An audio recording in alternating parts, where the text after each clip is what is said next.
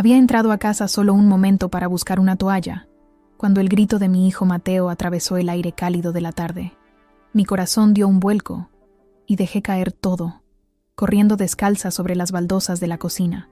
La imagen que encontré en el patio se grabó para siempre en mi memoria. La mano de mi hermana Elena estaba enredada en el suave cabello de Mateo, su boca curvada en un gruñido, mientras lo jalaba hacia atrás con una fuerza que no parecía humana. Antes de que pudiera alcanzarlos, ella lo lanzó hacia un lado como si no pesara nada. Su pequeño cuerpo voló por el patio, golpeando el césped con un golpe seco que me dejó sin aliento. Por un instante, solo escuché un zumbido en mis oídos. Vi el delicado lino de su vestido, la ligera mancha marrón en el dobladillo, y comprendí que su rabia no tenía nada que ver con él como persona. Para ella, Mateo era solo una molestia que debía ser descartada. Mi hijo gimió, encogiéndose sobre sí mismo. Una oleada de fría furia creció dentro de mí, más fuerte que cualquier miedo que hubiera conocido. Mis manos temblaban mientras me inclinaba sobre él, limpiando la tierra de su mejilla. Por encima de mi hombro, escuché la risa estridente de mi madre, como el cacareo de alguna bruja antigua. La voz de mi padre, baja y jubilosa, murmuraba que mi hijo debería disculparse simplemente por existir. En ese momento, algo dentro de mí se quebró por completo. El sol de Valencia caía implacable sobre nosotros, pero sentí un frío interior que me heló hasta los huesos. Habíamos venido a la casa familiar para celebrar el santo de mi madre, como cada año desde que tengo memoria. El patio con sus azulejos andaluces y la parra que mi abuelo había plantado décadas atrás era el escenario de tantas reuniones familiares que había perdido la cuenta. Pero esta vez fue diferente. Mateo solo tenía 7 años. Había estado jugando con un vaso de horchata que mi tía Dolores le había servido, fascinado con las motas de canela que flotaban en la superficie. Cuando Elena pasó a su lado, él se había girado, emocionado por mostrarle el dibujo que había hecho con la canela. El vaso se tambaleó y algunas gotas salpicaron el vestido nuevo de mi hermana. Nada irreparable, nada que justificara semejante violencia. «¡Mira lo que has hecho, mocoso estúpido!», había gritado Elena, su rostro contorsionado por una rabia desproporcionada. El silencio cayó sobre el patio como una losa. Mi tío Ramón dejó su copa de vino a medio camino hacia sus labios. Mi prima Sofía contuvo el aliento. Nadie se movió cuando Elena agarró a Mateo por el pelo. Ahora, mientras sostenía a mi hijo tembloroso contra mi pecho, sentí que algo fundamental había cambiado en mí. Ya no era la misma Lucía que había soportado años de desprecios y humillaciones, la que había agachado la cabeza cuando mi padre me llamaba inútil por haber elegido estudiar literatura en lugar de derecho, la que había sonreído con educación cuando mi madre comentaba, copa de jerez en mano, que ser madre soltera era la desgracia de la familia González. Las cigarras cantaban en los olivos del jardín, ajenas al drama humano que se desarrollaba bajo sus ramas. El aroma a jazmín y romero flotaba en el aire, mezclándose con el olor metálico de mi propia rabia. Mi madre se acercó con pasos vacilantes, su falda de seda crujiendo como hojas secas. «Siempre tan dramática, Lucía», dijo, agitando su mano enjollada en un gesto de desdén. «El niño está bien. Elena solo le ha dado un pequeño susto para que aprenda a comportarse como es debido». Mi padre, con su eterna camisa blanca impecable y su rostro bronceado por las tardes de golf, soltó una risa ronca. «Los niños necesitan disciplina. Algo que claramente no has sabido darle, hija». Sentí la respiración entrecortada de Mateo contra mi cuello, sus pequeños dedos aferrándose a mi blusa como si temiera que lo apartaran de mí. Recordé todas las veces que había visto ese mismo miedo en mis propios ojos cuando era niña. Las noches que había pasado escondida en el armario de mi habitación, aterrorizada por los gritos de mi padre. Las mañanas en que mi madre ignoraba los moretones en mis brazos, más preocupada por lo que dirían las vecinas que por mi bienestar. El círculo de violencia y crueldad que había definido mi infancia ahora amenazaba con repetirse con mi hijo. Pero yo no era la niña asustada de antes. Era una mujer que había luchado por construir una vida propia, lejos de esta casa de secretos oscuros y sonrisas falsas. Una mujer que había jurado que su hijo nunca conocería el tipo de dolor que ella había experimentado. Me puse de pie lentamente, con Mateo en brazos. Su peso era como un ancla que me mantenía conectada a la realidad, impidiéndome perderme en el abismo de ira que sentía crecer dentro de mí. Miré a mi familia, esos rostros familiares que ahora me parecían máscaras grotescas, y supe con certeza que este sería nuestro último encuentro. Estreché a Mateo entre mis brazos, sintiendo cómo su pequeño cuerpo temblaba. Hundió su rostro contra mi clavícula, y sentí una lágrima caliente empapar mi blusa. La risa burlona de mi madre seguía resonando a nuestro alrededor. Nunca había ocultado su desprecio por mi hijo, pero hoy se regocijaba en ello con un placer casi tangible. «Mírate», se burló, llorando como si hubieras perdido algo precioso. «No es nada. Nunca será nada». Sus palabras estaban impregnadas de veneno, pronunciadas como si creyera que eran una verdad incuestionable. Mi padre permanecía detrás de ella, su mano posada posesivamente sobre su hombro, sonriendo como si esto fuera el espectáculo más entretenido que hubiera presenciado en años. Elena inclinó la cabeza, observándome con un desdén que había visto toda mi vida. Su labio se curvó en una mueca. «Ha arruinado mi vestido», escupió. «Si le hubieras enseñado a respetar las pertenencias de los demás, esto no habría sucedido». Agitó los dedos con desdén. Tragué saliva, sintiendo amargura en mi lengua. Pensaban que eran intocables, tan seguros de que nunca enfrentarían consecuencias, pero estaban equivocados. «Vamos, Lucía, no seas exagerada», intervino mi tía Dolores, siempre la mediadora, siempre la que prefería barrer los conflictos bajo la alfombra. «Elena está un poco alterada por lo del vestido. Ya sabes cuánto le costó, como si el precio de un pedazo de tela pudiera justificar el daño causado a un niño inocente». La tarde se había convertido en una pesadilla en cámara lenta. Lo que debía ser una merienda familiar en el patio de la casa donde crecí, se había transformado en algo siniestro. Las empanadas caseras que mi tía había traído, el gazpacho que mi madre se enorgullecía de preparar mejor que nadie en todo Sevilla, las aceitunas aliñadas según la receta secreta de mi abuela. Todo parecía ahora contaminado por la crueldad que flotaba en el aire como un perfume venenoso. «Deberías agradecer que nos preocupamos por la educación del niño», continuó mi madre, alisando su falda con dedos nerviosos. Sus uñas, perfectamente pintadas de rojo carmesí, parecían garras contra la tela clara. Alguien tiene que hacerlo, ya que su padre decidió que no valía la pena quedarse. Ese comentario, como tantos otros a lo largo de los años, estaba diseñado para herirme donde sabía que era más vulnerable. La partida de Alberto, el padre de Mateo, había sido dolorosa, pero hacía tiempo que había hecho las paces con esa historia. Mi madre, sin embargo, no perdía oportunidad de reabrir esa herida, como quien rasca una costra para ver si todavía sangra. «El niño necesita una figura paterna», agregó mi padre, tomando un sorbo de su jerez. «Sin un hombre en casa, ¿cómo va a aprender a comportarse correctamente?» Por el rabillo del ojo, vi a mi prima Sofía revolverse incómoda en su silla. Ella siempre había sido la única de la familia que parecía entender, que intentaba tenderme una mano cuando los demás me empujaban al abismo. Nuestras miradas se cruzaron brevemente, y vi en sus ojos una mezcla de compasión y vergüenza. Vergüenza no por mí, sino por el comportamiento de nuestra familia. Quizás si hubiera sido una mejor esposa, Alberto no se habría marchado, comentó Elena, pasando un dedo por el borde de su copa de vino. Siempre fuiste demasiado intensa. Los hombres no quieren una mujer que piense demasiado, que cuestione todo. Sentí que algo se retorcía dentro de mí. Las palabras de mi hermana, lejos de herirme, encendieron una chispa de claridad. Durante años, había buscado su aprobación. Había intentado ganarme su cariño. Ahora veía con perfecta nitidez que ese cariño nunca existiría. Elena no era capaz de amar a nadie que no fuera ella misma.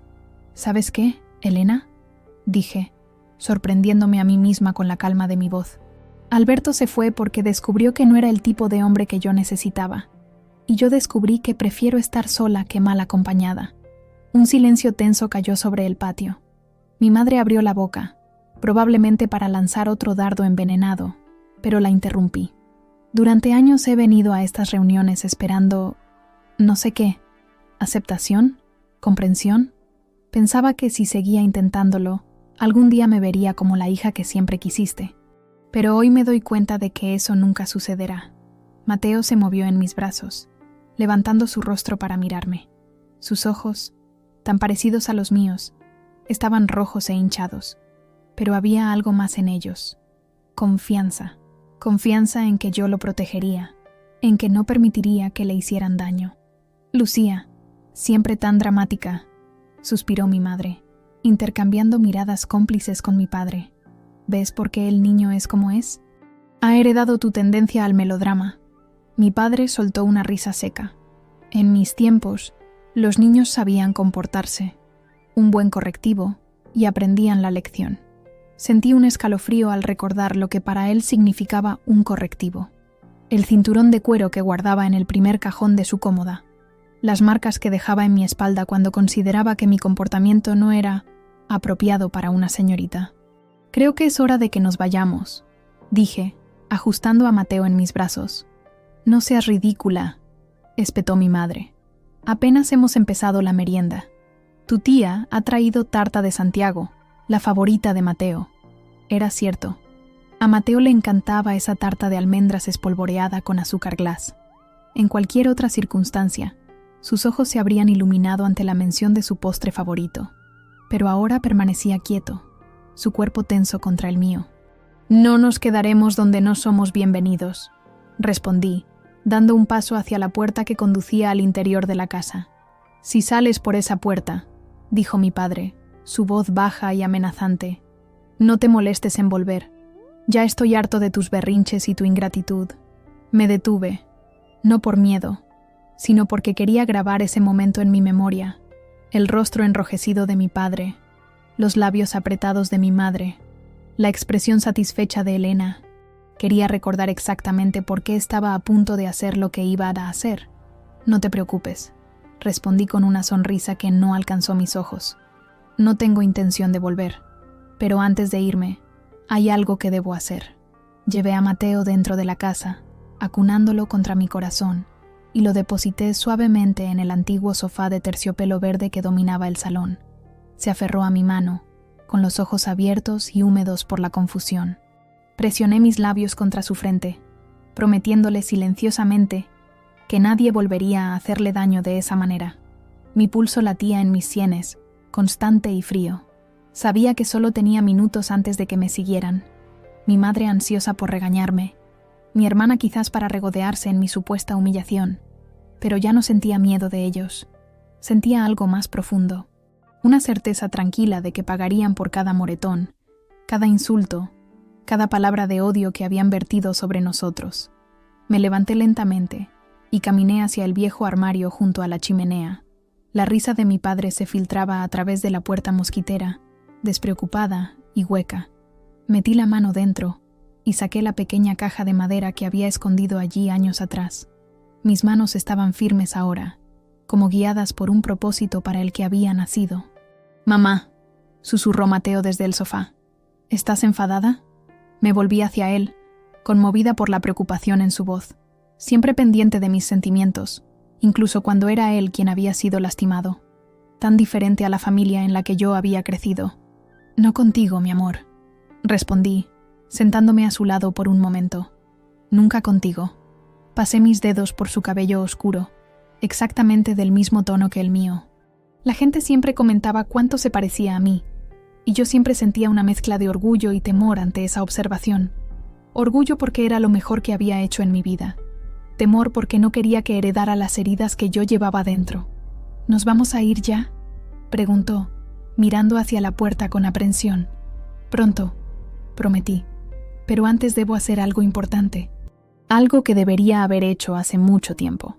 Mateo asintió, con esa comprensión solemne que a veces mostraban los niños, como si pudieran intuir verdades que los adultos se esforzaban por ocultar. Me levanté nuevamente y coloqué la caja sobre la antigua mesa de centro. La madera oscura del cedro contrastaba con el mármol blanco veteado de la mesa, un regalo de bodas para mis padres que ahora parecía tan frío como su matrimonio. La caja había pertenecido a mi abuela Carmen, la madre de mi padre, una mujer a quien apenas recordaba, fallecida cuando yo tenía apenas 5 años, pero recordaba sus manos arrugadas, siempre oliendo a hierbas y a tierra, y su voz áspera contándome historias que mi madre consideraba supersticiones de pueblerina. Mi abuela había nacido en un pequeño pueblo de Sierra Morena, donde las tradiciones antiguas se entremezclaban con el catolicismo, en una fusión que mi madre, con su obsesión por aparentar modernidad, despreciaba profundamente. Tracé con el dedo el símbolo tallado en la tapa, un diseño que mi abuela llamaba la marca de las mujeres sabias. Sentí que pulsaba cálido bajo mi tacto, como si reconociera mi intención. Desde el patio llegaron los sonidos de sillas arrastrándose. Pronto entrarían. Mi madre primero, sin duda, con su expresión de superioridad moral intacta. Luego mi padre, probablemente ya imaginando cómo convertir este incidente en otra anécdota para entretener a sus amigos del club de golf. Y finalmente Elena, quizás fingiendo preocupación por Mateo mientras disfrutaba secretamente de mi desconcierto. Abrí la caja. En su interior, envuelto en un paño de lino descolorido por el tiempo, descansaba lo que mi abuela me había entregado poco antes de morir. Para cuando lo necesites, había dicho. Sus ojos oscuros clavados en los míos con una intensidad que me hizo estremecer, incluso siendo una niña. Para cuando no quede otro camino. Durante años, había mantenido la caja escondida, primero en mi habitación de adolescente, luego llevándola conmigo cuando me fui de casa para estudiar en la universidad. Había pasado por varios escondites en mi apartamento en Madrid, y finalmente, cuando regresé a Sevilla tras el nacimiento de Mateo, la había ocultado en este mismo armario, como si una parte de mí supiera que algún día la necesitaría precisamente aquí, en la casa donde había comenzado todo. El paño olía a romero y a algo más profundo, más antiguo. Lo desenvolví con cuidado, revelando el pequeño frasco de cristal azul cobalto que contenía. El líquido en su interior era oscuro, casi negro, moviéndose como si tuviera vida propia cuando lo levantaba a la luz que se filtraba por las persianas entornadas. La puerta mosquitera se abrió con un chirrido. Escuché los tacones de mi madre golpeando las baldosas del pasillo, el murmullo bajo de la voz de mi padre, el suspiro exasperado de Elena. «¿Qué estás haciendo?» La voz de mi madre cortó el aire como un cuchillo. ¿Hurgar en nuestras cosas? Típico de ti, Lucía. Siempre invasiva. Siempre entrometiéndote donde no te llaman. No respondí, concentrada en lo que debía hacer. Saqué del bolsillo de mi falda las 3 fotografías que había traído conmigo.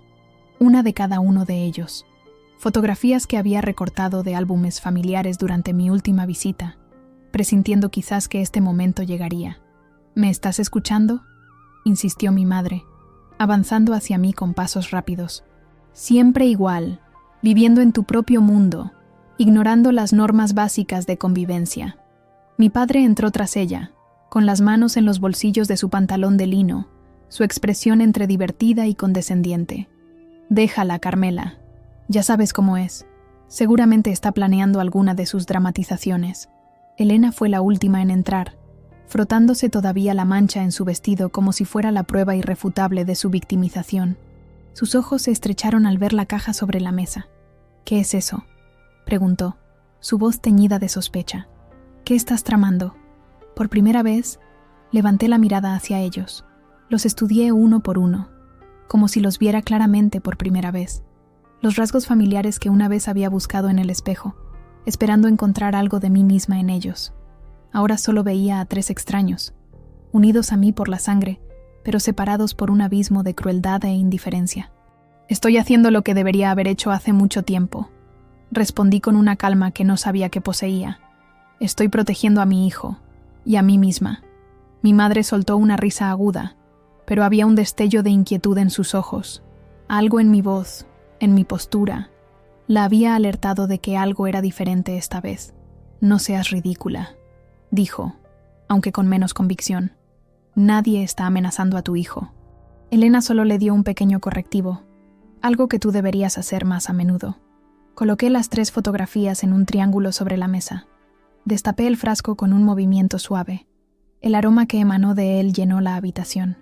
Intenso, terroso, antiguo como las piedras de los dólmenes que salpicaban las colinas donde mi abuela había nacido. «¿Qué demonios es ese olor?», se quejó mi padre, arrugando la nariz. «¿Qué porquería has traído a mi casa?». «Es la casa de la abuela Carmen», respondí. «O lo fue, antes de que ustedes la llenaran de odio». Dejé caer 3 gotas del líquido oscuro sobre cada fotografía. Mi madre sobre la mesa, mi padre a la izquierda, Elena a la derecha. Las gotas parecieron hundirse en el papel, como si fueran absorbidas por las imágenes impresas. «Lucía, esto ya es suficiente», advirtió mi madre, dando un paso hacia mí. «Recoge tus cosas y las del niño, y vete si eso es lo que quieres, pero deja de comportarte como una lunática». No me moví. Comencé a recitar las palabras que mi abuela me había enseñado en susurros, mientras mi madre no escuchaba. Palabras antiguas en un dialecto que ya casi nadie hablaba. Palabras de protección, de justicia, de retribución. Entraron al salón juntos. Mi madre con los brazos cruzados, mi padre siguiéndola con esa misma sonrisa, y Elena frotando su vestido manchado como si ella fuera la verdadera víctima. No los miré mientras me arrodillaba junto a la mesa de centro y colocaba la caja. Mis dedos recorrieron el símbolo tallado en la tapa, sintiéndolo palpitar cálido bajo mi tacto. Mi padre se burló. «¿Más de tus juegos infantiles?», preguntó, con voz cargada de desdén. Mi madre resopló, pero sus ojos parpadearon con inquietud cuando el aire cambió. Las luces de la habitación parecieron atenuarse gradualmente. Un silencio cayó sobre el espacio, como si la casa misma estuviera conteniendo la respiración. «¿Qué crees que estás haciendo, Lucía?», preguntó mi madre, su voz menos segura de lo habitual. «¿Has perdido completamente el juicio?». Del interior de la caja saqué una pequeña vela negra como la brea. Cuando encendí la cerilla y acerqué la llama a la mecha, ésta se avivó con un color verde enfermizo, proyectando sombras inquietantes sobre sus rostros sorprendidos. El calor me besó la piel, pero no me estremecí. Pronuncié las palabras que había aprendido hacía mucho tiempo, palabras que llevaban el peso de generaciones de dolor y cólera. Mi voz era firme, cada sílaba resonando en la quietud como una campana fúnebre. «Por la sangre de mis antepasadas», susurré, «por las mujeres que sufrieron en silencio, por las niñas que lloraron sin consuelo». La luz de la vela creció, bailando en espirales verdes que se reflejaban en los ojos cada vez más alarmados de mi familia. El ritual que mi abuela Carmen me había enseñado en secreto, susurrando las palabras a mi oído mientras recogíamos hierbas en el monte, estaba funcionando. «¿Qué barbaridad estás recitando?», exclamó mi madre, su tono de superioridad comenzando a desvanecerse. «Esas son las tonterías paganas de la madre de tu padre. Pensé que te habíamos educado mejor que eso». Pero yo continué, imperturbable. Las palabras fluían a través de mí como si hubieran estado esperando este momento durante años, acumulando fuerza en algún rincón oculto de mi ser. «Lo que sembraron con crueldad, lo cosecharán en su propia carne», murmuré, vertiendo 3 gotas más del líquido oscuro sobre cada fotografía. «Lo que dieron con odio, lo recibirán multiplicado». Mi padre dio un paso adelante, extendiendo su mano como para detenerme, pero se detuvo abruptamente. La temperatura de la habitación había descendido varios grados. El aire entre nosotros parecía vibrar con una energía antigua y poderosa. «Esto es absurdo», dijo, pero su voz tembló ligeramente. «Estas supersticiones no tienen cabida en esta casa. Te lo advierto, Lucía. Si sigues con esta tontería, ¿qué harás, papá?», pregunté, levantando la mirada por primera vez. «¿Me golpearás como solías hacer cuando era niña? ¿Me encerrarás en el sótano sin cenar? ¿O quizás prefieras intentar lo que acabas de aplaudir cuando Elena lo hizo con tu nieto?». Su rostro palideció. No por remordimiento, lo conocía demasiado bien para esperar eso, sino porque nunca antes había mencionado abiertamente sus abusos. El pacto tácito de silencio que gobernaba nuestra familia se había roto, y con él, el poder que ejercían sobre mí. «No sé de qué estás hablando», balbuceó, intercambiando una mirada nerviosa con mi madre. «Siempre fuiste una niña difícil, con una imaginación demasiado vívida». Elena soltó una risa forzada. «Por favor, no empecemos con tus fantasías. Siempre fuiste así, inventando historias para llamar la atención. Es patético, Lucía. Ya no eres una niña». «Tienes razón», concedí. «Ya no soy una niña. Soy una mujer que ha soportado suficiente, y una madre que no permitirá que su hijo pase por lo mismo». La llama de la vela se elevó súbitamente, casi alcanzando el techo. Las sombras en las esquinas de la habitación parecieron cobrar vida, estirándose hacia nosotros como dedos oscuros. El aire se volvió denso, casi difícil de respirar. Carmen y sus ridículas creencias murmuró mi madre, pero había verdadero temor en su voz ahora. Siempre supe que eras igual que ella, demasiado salvaje, demasiado diferente. En el sofá, Mateo observaba todo con ojos muy abiertos, pero, extrañamente, no parecía asustado. Había en su mirada una comprensión que iba más allá de sus años, como si reconociera lo que estaba ocurriendo a un nivel instintivo. «Esto tiene que terminar ahora», declaró mi padre, avanzando con determinación. Pero cuando intentó acercarse a la mesa, una barrera invisible pareció detenerlo. Empujó contra ella, su rostro contorsionándose con rabia y confusión. «¿Qué demonios? No puedes tocar lo que está protegido», expliqué con calma. «No puedes alcanzar lo que no te pertenece». La alfombra persa bajo nuestros pies, heredada de generaciones anteriores, comenzó a revelar un patrón que siempre había estado allí, oculto a simple vista. Líneas que formaban un círculo perfecto, símbolos antiguos tejidos en la trama, con hilos que ahora brillaban tenuemente en la luz verdosa. «Tu abuela», susurró mi madre, reconociendo finalmente el origen. «Ella tejió esto. Siempre dijo que era un regalo para proteger a la familia». «Y lo es», confirmé, «pero no de la manera que creías. No para protegerlos a ustedes, sino para proteger a quienes ustedes dañaran». Las fotografías sobre la mesa comenzaron a oscurecerse en los bordes, como si se quemaran lentamente desde el exterior hacia el centro. El líquido que había vertido sobre ellas se extendía formando patrones intrincados, símbolos que parecían reflejar los del tejido bajo nuestros pies. «Esto es una locura», exclamó Elena, retrocediendo hacia la puerta. «Estás completamente loca, Lucía. Siempre lo supe». Pero cuando intentó alcanzar el pomo de la puerta, su mano pareció encontrar solo aire. La puerta se había desvanecido, reemplazada por una pared sólida. Estábamos encerrados en el círculo, los 4 adultos y el niño, atrapados en un espacio que ya no obedecía a las leyes físicas que conocíamos. «¿Qué has hecho?», gritó mi madre, su compostura finalmente quebrada. «Detén esto inmediatamente». «No puedo detenerlo», respondí con honestidad. «Una vez iniciado, debe completarse». La luz de la vela parpadeó, proyectando sombras que parecían tener vida propia. En las paredes se formaron siluetas, figuras de mujeres con vestidos antiguos, sus rostros indistinguibles pero sus posturas hablando de sufrimiento y resistencia. «Las mujeres de nuestra familia», expliqué, reconociéndolas instintivamente. Las que sufrieron en silencio, las que guardaron el conocimiento, las que esperaron este momento. Mi padre, siempre el escéptico, siempre el racionalista, parecía haber perdido toda capacidad de habla. Su rostro había adquirido un tono grisáceo, sus ojos fijos en las sombras que danzaban a nuestro alrededor. «Esto no es real», murmuró finalmente. «No puede ser real. Es tan real como el dolor que causaste», respondí. «Tan real como las lágrimas que hiciste derramar». Las fotografías sobre la mesa comenzaron a emitir un suave humo, oscuro y aromático. El olor a romero y tomillo silvestre se intensificó, mezclándose con algo más primitivo, más elemental. Tierra húmeda, ceniza, sangre. «Por cada daño causado», recité, las palabras surgiendo de algún lugar profundo dentro de mí, por cada herida infligida, por cada lágrima derramada en soledad. Las sombras se acercaron más, rodeándonos en un círculo cada vez más estrecho. Mi madre dejó escapar un sollozo ahogado, aferrándose al brazo de mi padre. Elena se había acurrucado contra la pared, sus ojos desorbitados por el miedo. «No pueden escapar de lo que son», continué. «No pueden huir de lo que han hecho». La vela verde ardió más intensamente, su luz casi cegadora ahora.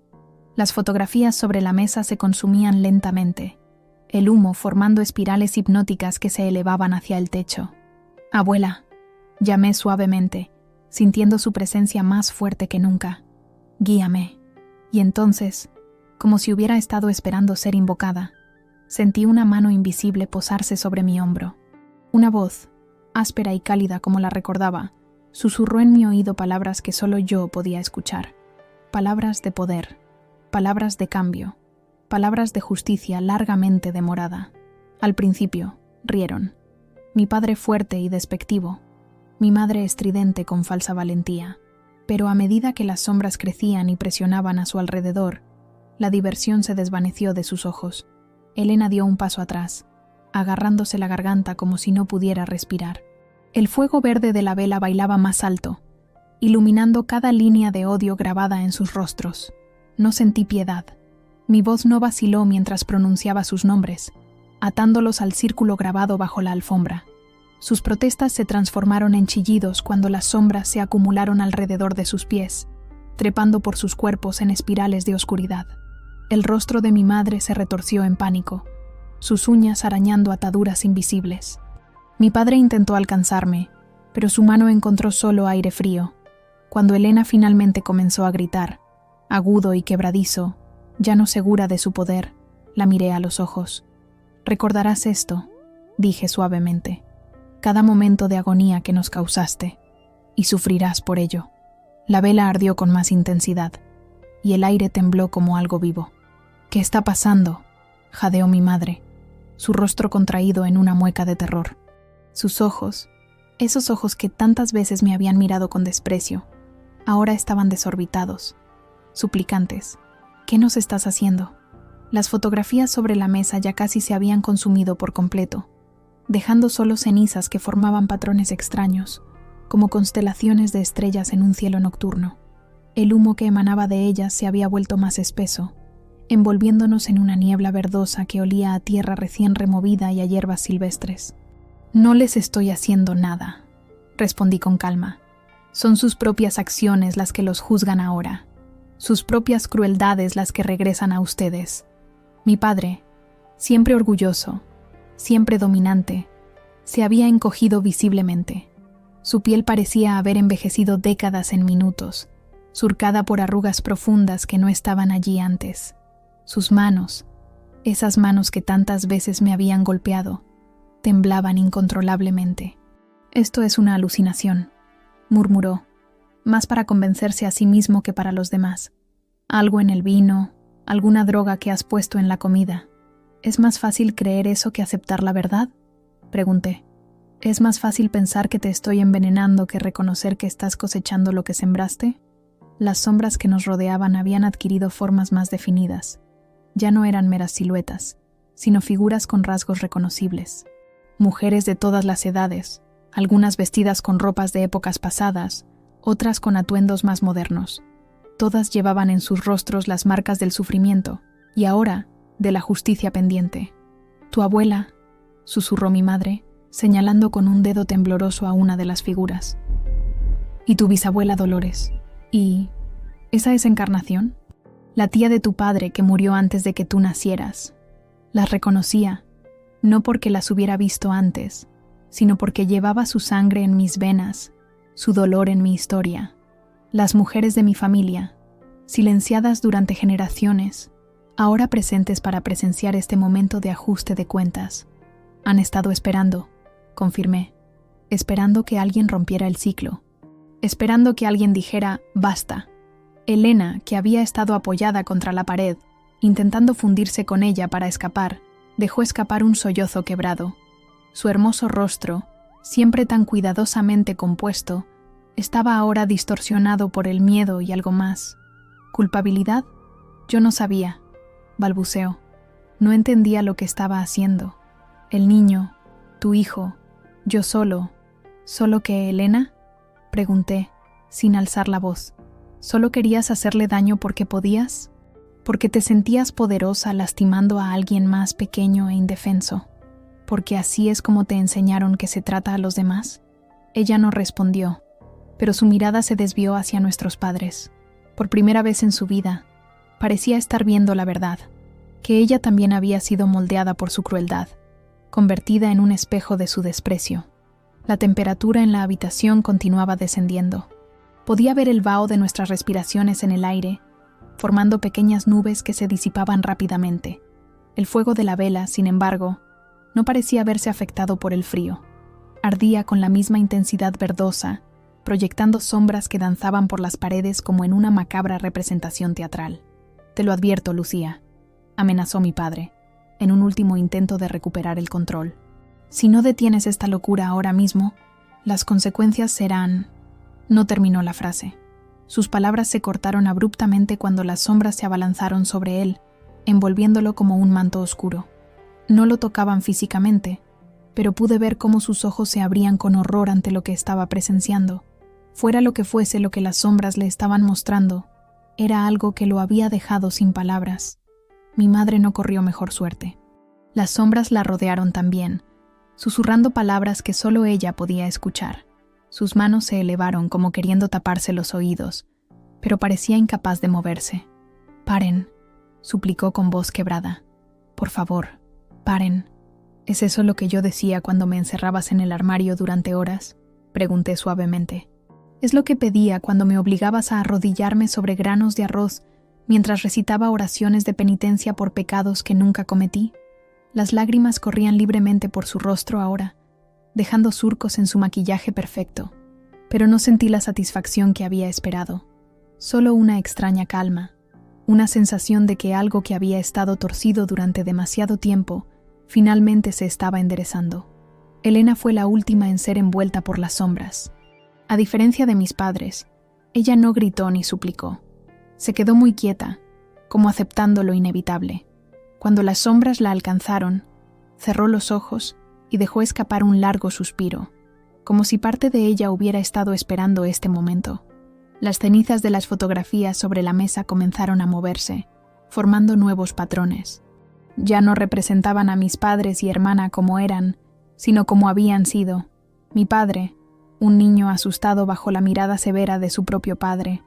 Mi madre, una adolescente ansiosa por complacer, sacrificando su autenticidad por aceptación.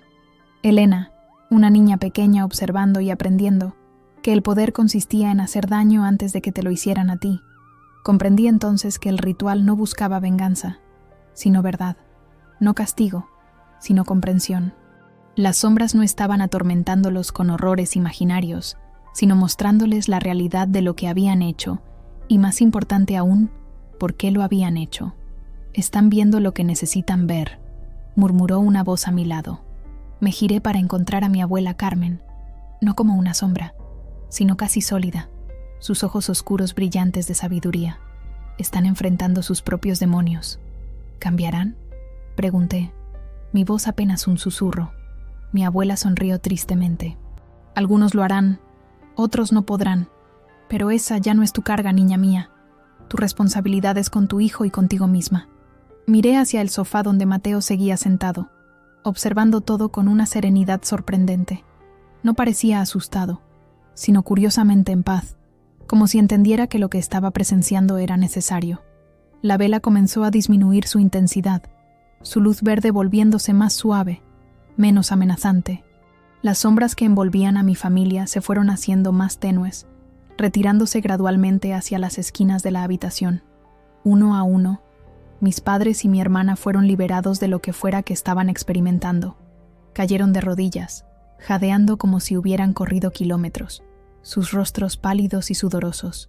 No hablaron, no podían hacerlo.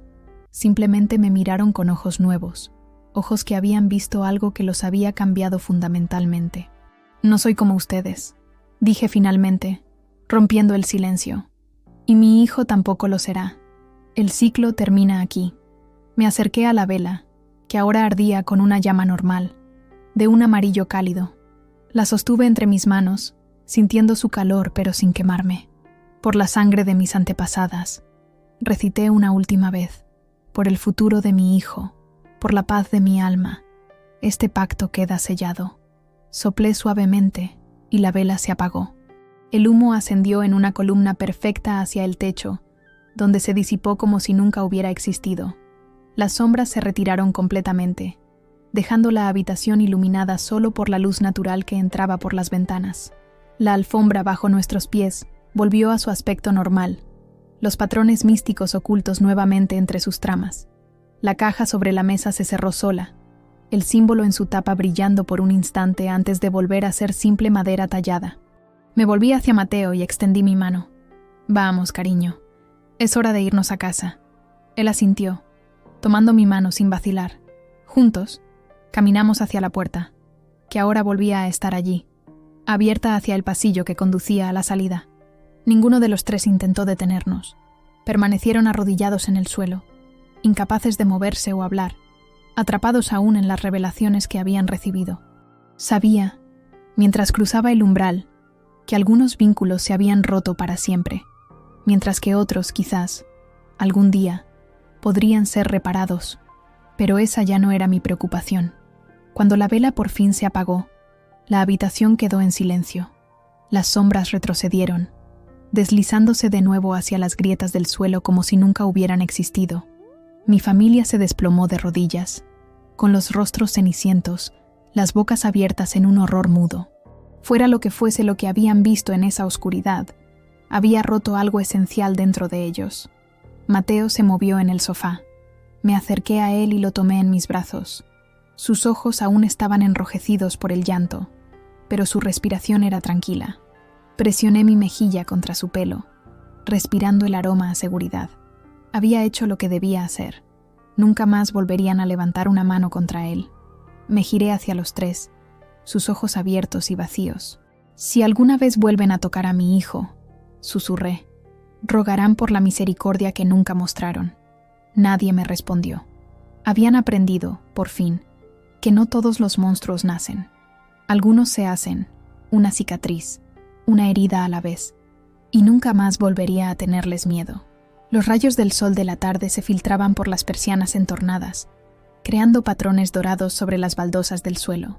Un silencio profundo había caído sobre la casa, interrumpido solo por el lejano cantar de los pájaros en el jardín y el tic-tac constante del viejo reloj de péndulo en el recibidor. Aquel reloj que había marcado tantas horas de mi infancia, horas interminables de miedo y soledad. Mateo se acomodó en mis brazos, apoyando su cabeza en mi hombro. Sentí su respiración, cálida y regular, contra mi cuello. Su cuerpecito, que momentos antes había temblado de miedo, ahora estaba relajado, confiado en mi protección. «¿Nos vamos ya, mamá?», preguntó en voz baja, sus palabras apenas audibles. «Sí, mi amor», respondí, besando su frente. «Nos vamos». Recogí la caja de madera de la mesa, guardando cuidadosamente el frasco azul en su interior. La cerré con un suave clic, sintiendo cómo el poder que había despertado volvía a dormitar en su interior, esperando. Sabía que ahora me pertenecía por derecho, un legado transmitido a través de generaciones de mujeres que habían sufrido en silencio hasta que una encontró la fortaleza para decir «basta». Mi madre fue la primera en moverse. Se llevó una mano temblorosa al rostro, como si no reconociera su propia piel. Sus ojos, habitualmente fríos y calculadores, tenían ahora una cualidad vidriosa, como si miraran hacia adentro y no les gustara lo que veían. «Lucía», murmuró, su voz irreconocible, despojada de toda su usual arrogancia. Yo no sabía, no entendía. «Ahora lo sabes», respondí simplemente. «Ahora todos lo saben». Mi padre permanecía arrodillado, su mirada fija en un punto invisible del suelo. Las manos que tantas veces se habían cerrado en puños contra mí yacían inertes sobre sus muslos, como pájaros muertos. El hombre que siempre había llenado cada habitación con su presencia intimidante parecía ahora disminuido, como una sombra de sí mismo. Elena estaba sentada contra la pared, abrazándose las rodillas como una niña asustada. Lágrimas silenciosas corrían por sus mejillas, borrando el cuidadoso maquillaje que siempre había sido su armadura contra el mundo. Me miró, y por primera vez en nuestras vidas, no vi desprecio en sus ojos, vi reconocimiento. «¿Qué nos has hecho?», preguntó en un susurro. «Nada que no se hicieran ustedes mismos», contesté. «Las sombras solo les mostraron la verdad, su verdad». Caminé hacia la puerta con Mateo en brazos, la caja firmemente sujeta en mi mano libre. Cada paso que daba me alejaba no solo físicamente de ellos, sino de décadas de miedo y sumisión. Era como si cada baldosa que pisaba me liberara un poco más del peso invisible que había cargado toda mi vida. «¿Volveremos alguna vez, mamá?», preguntó Mateo mientras cruzábamos el umbral hacia el pasillo. Me detuve un momento considerando su pregunta. No quería mentirle, pero tampoco quería cerrar puertas que quizás algún día podrían abrirse bajo condiciones diferentes. «No lo sé, cariño», respondí honestamente. «Eso dependerá de ellos». El pasillo estaba en penumbra. Las fotografías familiares en las paredes observándonos como testigos silenciosos de nuestra partida. Rostros sonrientes en marcos dorados, escenas de felicidad cuidadosamente orquestadas para el mundo exterior, comuniones, bodas, bautizos, toda una vida de apariencias. Me detuve frente a una de ellas. Yo a los 8 años, con un vestido blanco de primera comunión, flanqueada por mis padres. Sus manos sobre mis hombros, sus sonrisas perfectas para la cámara. Nadie podría adivinar, viendo esa imagen, que la noche anterior mi padre me había encerrado en el sótano por haber manchado el velo. Las apariencias engañan, ¿verdad?, dijo una voz detrás de mí. Me giré para encontrar a Elena, que había salido al pasillo. Parecía más pequeña, más frágil, como si el ritual hubiera disuelto algo rígido dentro de ella. Sus ojos, tan parecidos a los míos, mostraban una emoción que nunca había visto en ella. Arrepentimiento. Siempre te tuve envidia, confesó, su voz apenas audible. Eras la única que se atrevía a soñar con escapar, la única que veía más allá de estas paredes. No supe qué responder. Durante tantos años había imaginado confrontaciones con mi hermana, palabras afiladas que nunca me había atrevido a pronunciar. Pero ahora, frente a esta versión vulnerable de Elena, esas palabras parecían innecesarias. Lo que le hice a Mateo, continuó, sus ojos fijos en el niño que se acurrucaba en mis brazos. Sentí lo que él sintió, el miedo, la confusión, el dolor. Su voz se quebró. Lo siento tanto, Lucía. Lo siento, Mateo. Mi hijo la miró con esos ojos sabios que a veces me asustaban un poco, como si pudiera ver más allá de las apariencias, hasta el núcleo mismo de las personas. Está bien, tía Elena, dijo con una sencillez desconcertante. Todos cometemos errores. Elena parpadeó, sorprendida por la capacidad de perdón de un niño de 7 años. Extendió una mano temblorosa, como queriendo tocar su mejilla, pero se detuvo a medio camino, insegura. No sé si algún día podrás perdonarme, Lucía, dijo, dejando caer la mano. No estoy segura de merecer ese perdón, pero quiero que sepas que lo que vi hoy, lo que sentí, me ha cambiado. Asentí, sin prometer nada. El perdón, si llegaba, sería un proceso lento, no un momento epifánico. Requeriría acciones, no solo palabras, y tiempo, mucho tiempo. Debo irme, dije finalmente. Tenemos un largo camino por delante. Continué hacia la puerta principal, sintiendo la mirada de Elena sobre nosotros. Detrás de ella, en el umbral del salón, podía ver a mis padres, todavía demasiado conmocionados para moverse. Me pregunté si ellos también habrían experimentado algún tipo de revelación, o si la coraza que habían construido durante décadas sería demasiado gruesa para ser penetrada. La luz del sol me golpeó con fuerza cuando abrí la puerta principal. El jardín delantero, con sus rosales cuidadosamente podados y su camino de gravilla inmaculado, parecía pertenecer a otro mundo, uno donde las apariencias lo eran todo. Bajé los escalones de mármol, consciente de que cada paso me alejaba de un pasado que ya no tenía poder sobre mí. ¿A dónde vamos, mamá?, preguntó Mateo mientras nos dirigíamos hacia mi coche estacionado bajo el viejo olivo. A casa, respondí, sintiendo cómo la palabra adquiría un nuevo significado. No una estructura física, sino un espacio de seguridad y amor que construiríamos juntos. Coloqué a Mateo en su asiento infantil y aseguré el cinturón, dándole un beso en la frente. Sus ojos, esos ojos tan parecidos a los míos, me miraban con confianza absoluta. Me prometí silenciosamente que nunca traicionaría esa confianza. La caja de madera descansaba en el asiento del copiloto, el símbolo tallado en su tapa, brillando suavemente bajo la luz del sol. Sabía que la guardaría, no como un arma, sino como un recordatorio de que incluso las cadenas más fuertes pueden romperse, de que las voces silenciadas pueden encontrar su poder. Encendí el motor y eché una última mirada a la casa donde había crecido. Por un momento, creí ver el rostro de mi abuela Carmen en una de las ventanas superiores, sonriendo con aprobación. Luego la imagen se desvaneció, dejando solo el reflejo del sol en el cristal. ¿Estás triste, mamá?, preguntó Mateo, notando mi expresión pensativa. Consideré su pregunta mientras ponía el coche en marcha. ¿Estaba triste? Había una cierta melancolía, sí, por lo que podría haber sido, por la familia que nunca tuve, pero predominaba otro sentimiento, uno que apenas comenzaba a reconocer: libertad. No, cariño, respondí finalmente, sonriéndole a través del espejo retrovisor. No estoy triste, estoy en paz. Y mientras nos alejábamos por el camino bordeado de cipreses, sentí como algo dentro de mí se asentaba, como un pájaro que finalmente encuentra su lugar para descansar después de un largo vuelo. El peso de generaciones de silencio y dolor se había aligerado, no desaparecido completamente. Esas cicatrices siempre serían parte de mí, pero transformado en algo que podía cargar sin que me aplastara. El camino se extendía ante nosotros, iluminado por el sol de la tarde. No sabía exactamente qué nos depararía el futuro, pero por primera vez no tenía miedo de descubrirlo. Mateo comenzó a tararear suavemente, una melodía inventada que sonaba curiosamente como las canciones que mi abuela Carmen me cantaba cuando era niña. «Te quiero, mamá», dijo de repente, su voz clara y segura.